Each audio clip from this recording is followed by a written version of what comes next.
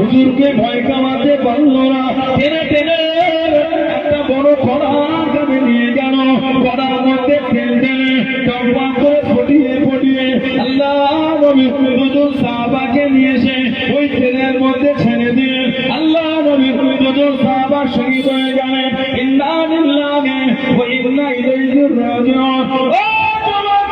আল্লাহ রাসূলের সাহাবী হযরত আব্দুল্লাহ ইবনে হুযাফা হুজুরকে দাঁড়িয়ে দেন, ও আব্দুল্লাহ ইবনে হুযাফা এই তেলের মধ্যে ছেড়ে দাও, শহীদ হয়ে যাবে, জানে মারা যাবে, ইসলাম করা ছেড়ে দাও, কালেমা করা ছেড়ে দাও।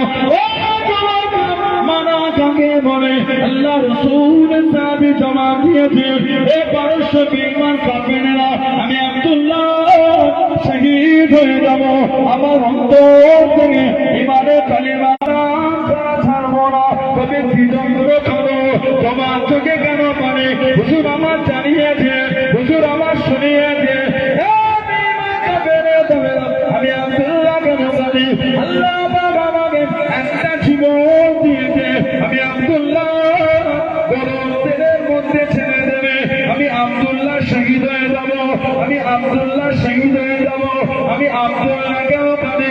আল্লাহ যদি আমাকে শরীরের বছরের মতো অসংখ্য জীবন দিয়ে দিলে, আমি আব্দুল্লাহ অসংখ্য জীবন বিলীন করে দিলাম, আমি আব্দুল্লাহ থেকে ইমানের কালেমা কানা মুসলমান করে বলুন সুবহানাল্লাহ, একটু তুমি বলুন সুবহানাল্লাহ।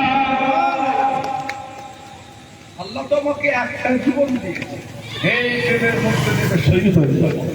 আল্লাহ তিনি যদি আমাকে শরীরের পশমের মতন অসংখ্য জীবন দিতেন, এই অসংখ্য জীবনে বিলীন করে দিতাম, তারপরে আমার অন্তর থেকে ইমানের কালিমাটা মুছতো না। জোরে বলো। পারস্য সম্রাট বলছেন, আব্দুল্লাহ আমি তোমার কাছে হেরে গেলাম, সুবহানাল্লাহ বললেন না, আর তোমাকে পরীক্ষা নেব, তবে ছেড়ে দেবো শর্ত একটা, আরবদের রীতি অনুযায়ী আমার মাথাতে তোমাকে একটা সম্মান করে চুমা খেতে হবে। শুধু বলতেন চুমা খেতে পারি, আমারও শর্ত কি, আমাকে একা ছাড়লে হবে না, যতজন সাহাবা যতজন মুসলমান বন্দী আছে সবাইকেই ছাড়তে হবে। যদি বলুন না সুবহানাল্লাহ। তারা রাজি হলো, সব সাহাবাদের সমস্ত মুসলমান বন্দীদের ছেড়ে দেওয়া হলো। মাথা থেকে চুমা খেলে 19 হিজরি মদিনা শরীফে ফিরে ফারুক আযমকে সমস্ত ঘটনা বলতে উমারে ফারুক বলেছিলেন, মুসলমানদের জন্য উচিত আব্দুল্লাহ ইবনে হুযাফা রাদিয়াল্লাহু তাআলার মাথাতে একটা চুমু খাওয়া। এর সূচনা, এর শুরুটা আমি ওমর আমি করে দিলাম। জোরে বলবেন না। সেই সাহাবাদের দিকে দেখেন, মানা কাকে বলে, তাদের জীবনী বলে, মুহাম্মদ কাকে বলে, তাদের দিকে দেখেন। দাবি করলে হয় না, মানে দাবি সবাই করে, দাবি সবাই করে, মানি আমি মানি আমি মানি আমি মানি। সবাই যদি মানত সমাজ এত নোংরামিতে পারলো কি করে?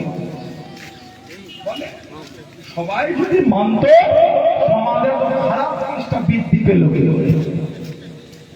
নোংরা নোংরা জায়গা সমাজে বেড়েছে না কমেছে? আপনারাই বলেন। দিনের দিন দিনের দিন মদের আড্ডা, পাশের আড্ডা, জুয়ার আড্ডা, সাতটা রাখতে পারে না। শুক্রবারে মসজিদে গেলে মসজিদ ভরা, কথা বলে না।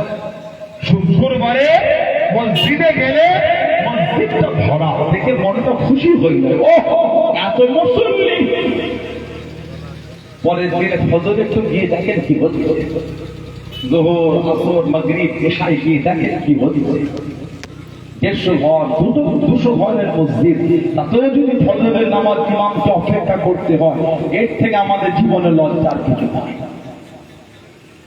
200 ঘরের ঘেরা একটা মসজিদ, তাতেও যদি ইমাম ফজরের অপেক্ষায় থাকে, মুসল্লি এলে জামাতটা হবে, এর থেকে লজ্জা আমাদের জীবন আর কিছু নয়।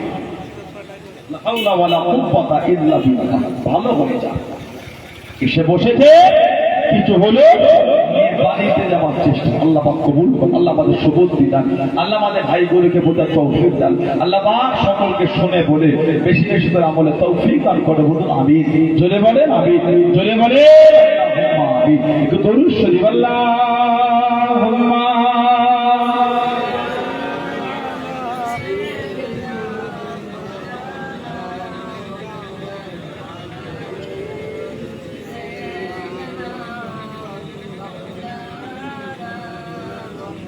আল্লাহ